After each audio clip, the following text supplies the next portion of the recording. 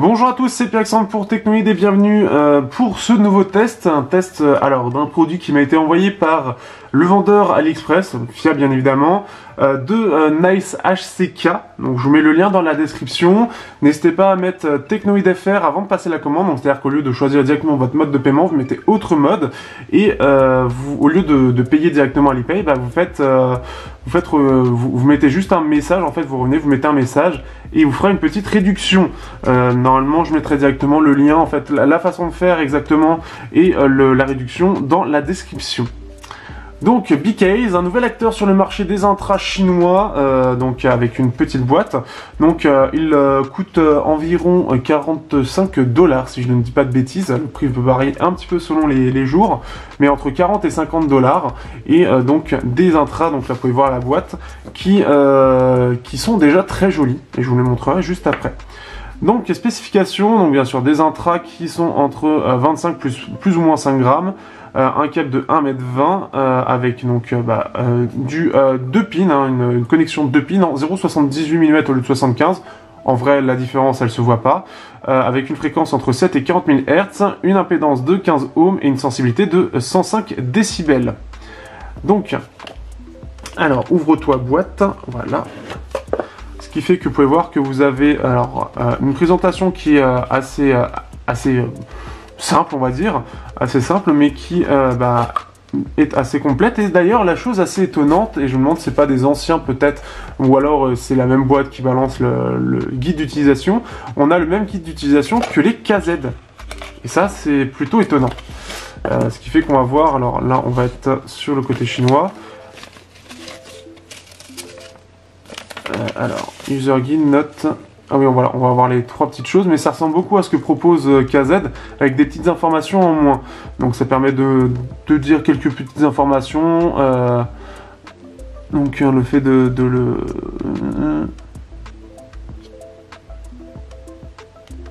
Donc faut faire attention avec pas mal de toutes les précautions d'usage habituelles. Voilà, en gros c'est ça l'information. Donc une boîte assez simple qui visuellement extérieurement est jolie. Par contre l'intérieur, le côté un peu plastique comme ça, un peu cartonné, c'est un peu plus bizarre. Ça reste un peu mieux que ce que faisait KZ jusqu'à maintenant, mais ça reste moyen. Après vous avez bien évidemment en plus de ça, donc des petites embouts de différentes tailles. Donc bien sûr vous avez comme d'habitude les petits, moyens et grands. Vous avez un câble qui est fourni avec bien sûr les intras. Donc je vais vous montrer tout d'abord l'intra sans le câble. Voilà un peu la gueule de l'intra. Donc ce qui fait que on peut voir, je trouve assez joli. Il faut savoir que c'est un quad driver, donc deux drivers, un de 10 et un de 6 mm, et deux armatures équilibrées. On est très semblable à ce que proposent les KZ avec les ZS5 ou ZS6. Donc on peut voir un design qui je trouve très joli, tout en métal, avec la connexion ici qui se fait donc en 2 pins. Hop. On peut voir ici les 2 trous d'aération. Alors en général, ce qu'il faut savoir, c'est que si vous les bouchez, vous en avez même 3 en fait. Vous en avez 2 là et 1 sur le côté. Si vous les bougez, vous allez pouvoir booster les basses, surtout l'intérêt principal. Hop. On peut voir, on a le même système, c'est-à-dire que les ZS6, c'est-à-dire que par contre, on n'a rien pour retenir le bouchon. Donc ça, c'est le côté un petit peu dommage. Ça aurait été bien d'avoir quelque chose, mais sinon après ça reste aussi du 5 mm en termes d'écart, donc attention pour ceux qui ont des petits, entre guillemets, des petits trous tout simplement. Voilà pour cette partie là. On peut voir ici qu'il est écrit, donc les modèles exacts c'est les BKaze KC2, c'est vrai que j'ai pas précisé exactement, BKaze KC2. Alors attention, vous avez les KC2 et les K2, ce ne sont pas exactement les mêmes, les deux sont très bons, mais il y en a un qui serait un peu plus basseux, un peu moins aéré et un peu moins aigu, donc attention, ceux-là sont un petit peu différents, c'est pas les plus intéressants, mais ils sont un peu différents, les deux sont bien, mais ceux-là en tout cas je les apprécie énormément. J'ai pas pu tester les K2, peut-être plus tard. Ensuite, le câble, alors comme vous pouvez voir en fait, hop, on a un petit scratch pour pouvoir enrouler, et en plus il est bien fait celui-là, pour pouvoir enrouler tout simplement le câble, hop, ici. Alors on va le montrer. Un câble qui semble en plus de ça de bonne qualité, et ça c'est une bonne chose. Je vous montre un peu le scratch, mais ce qui est bien fait, c'est que c'est un scratch qui, en gros, se base sur la base du câble, et ensuite, on va pouvoir venir enrouler tout le reste. Donc, c'est tout con, mais c'est beaucoup mieux que les autres scratchs que j'ai vus, où en gros, il faut tout enlever pour pouvoir enrouler, et là, c'est bon. Là, ce qui est bien, c'est que vous avez toujours la base, et vous pouvez enrouler derrière. Il n'y a pas besoin de l'enlever complètement, et ça, je trouve ça cool. Vous avez une petite étiquette, le côté recyclable, le côté FCC, CE, etc. Un câble coudé avec le côté métal, qui semble vraiment de bonne qualité en plus de ça. On a la partie ici qui est un peu en caoutchouc, un peu rigide. Un câble bien évidemment tressé en plus de ça et de bonne qualité. Avec un séparateur ici, alors en caoutchouc ici ça semble être du métal. Et ensuite on a une télécommande. Alors déjà vous avez le côté un peu la gestion du câble. Pour ceux qui veulent. Après, j'ai jamais trop compris l'intérêt, mais vous l'avez. Après, c'est dommage qu'il soit pas noir parce qu'il fait un petit peu défaut par rapport au reste du câble et il ressort beaucoup. Vous avez une télécommande, la même que les KZ, c'est exactement la même chose, donc tout simplement. Donc après, juste, vous pouvez faire play pause, en gros c'est ça. Et ensuite, vous avez le côté moulé, un peu comme pour le coup les TRN V20. Vous avez le côté moulé de la partie à mettre derrière l'oreille et donc cette entrée 2 pins. Alors bien évidemment, je vous fais un peu la démo, donc ce qui fait qu'il faut bien faire attention. Vous avez le 2 pins ici, hop, vous insérez, et quand vous êtes sûr que vous êtes bien en face, normalement ça doit rentrer tout seul. Donc voilà un petit peu comment ça se présente pour les deux parties, tout simplement. Hop.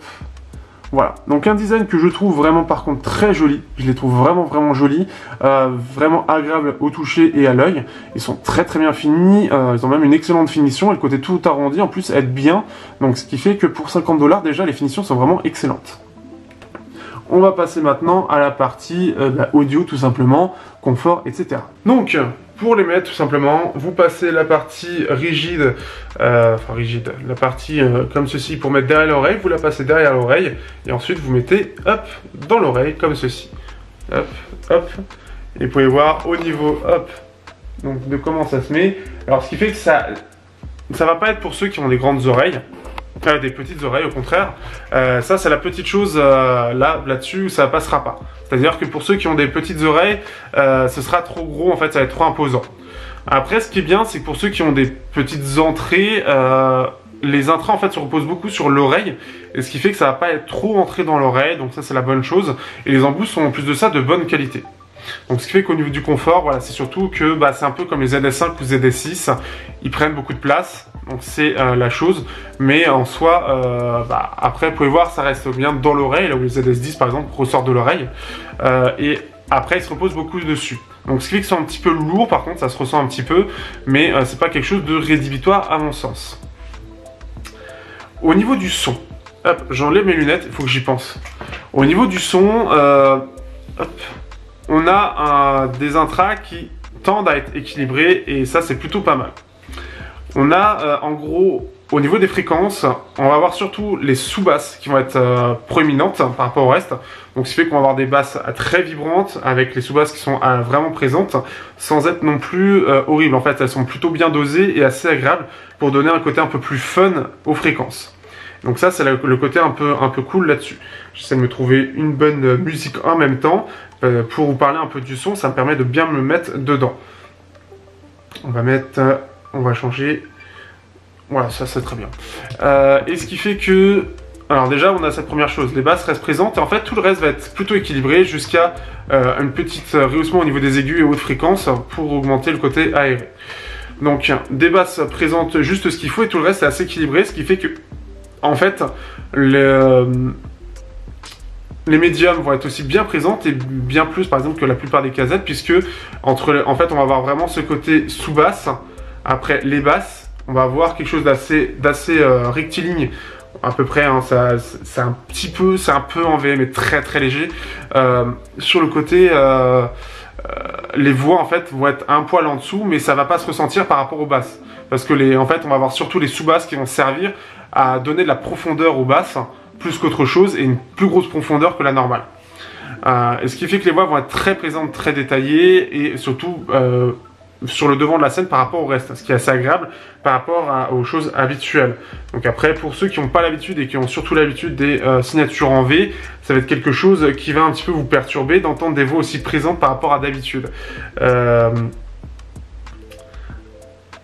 Alors ensuite, nous avons les aigus, des aigus qui restent, et ça c'est plutôt cool, qui restent assez neutres en fait, et ce qui est plutôt bien, elles sont même tendance à être un peu sombres. Ce qui va être bien, c'est qu'elles vont pas être trop brillantes. C'est un peu le souci en général qu'il peut y avoir pour beaucoup de gens, c'est que la signature en elle-même est trop brillante, et en fait les aigus vont être trop présents et on va être perturbants. Là, ce qui est bien, c'est qu'on va rester sur quelque chose d'un petit peu, un poil sombre, mais très léger, et ce qui fait que ça va permettre d'avoir quelque chose de très agréable. L'ensemble des fréquences et du son est vraiment naturel et très agréable. Je les trouve très réussis de ce point de vue-là. Et on a quelque chose de vraiment bien. Pour la partie séparation des instruments, c'est très bon aussi. On va vraiment entendre chaque instrument et pouvoir bien les séparer, les entendre séparément. On a une bonne aération aussi, c'est-à-dire on va vraiment avoir une scène sonore large. Et aussi on aura beaucoup de détails, quelle que soit la partie fréquence. C'est très détaillé, c'est très agréable tout en étant pas agressif. Ce que j'ai remarqué, je les ai surtout comparés aux KZ ZS6. En fait, on a vraiment cette impression d'avoir des KZ ZS6 sans le côté boosté, et notamment au niveau des aigus qui étaient très mis en avant. C'était l'un des plus gros soucis. Là, ce qui est bien, c'est qu'on a j'ai vraiment l'impression d'avoir une version améliorée, une version remaniée pour ne pas avoir ce côté aigu boosté pour rien en fait. Et très désagréable pour ceux qui en sont très sensibles. Et ce qui en fait que, en gros, les ZS6 ont tendance à avoir des basses un peu plus boostées, un peu plus grosses, et des aigus plus gros aussi, avec globalement des médiums qui restent très présents et très détaillés. Mais là, ce qui est bien, c'est qu'on n'a pas ce côté un peu trop boosté pour certaines chansons, ou trop détaillé en fait, qu'il peut y avoir, qui est un peu artificiel. Là, ce qui est bien, c'est qu'on a un son vraiment naturel, vraiment agréable, qui fait que c'est vraiment agréable. Le côté sous-basse un peu boosté avec le côté aigu un petit peu relevé, très légèrement là-dessus, enfin au niveau surtout des très hautes fréquences qui va permettre d'avoir un côté très aéré, permettre d'avoir un côté vraiment des intras de très bonne qualité. Ça fait parmi encore une nouvelle marque, mais qui pour le coup fait très bien les choses. Ce qui fait que je suis surpris, en fait je m'adapte de plus en plus à un côté signature assez équilibré. J'ai comparé un peu au Tynaudio T2 aussi que j'ai reçu pour me donner un avis, c'est pour ça que j'ai attendu un peu pour sortir le test.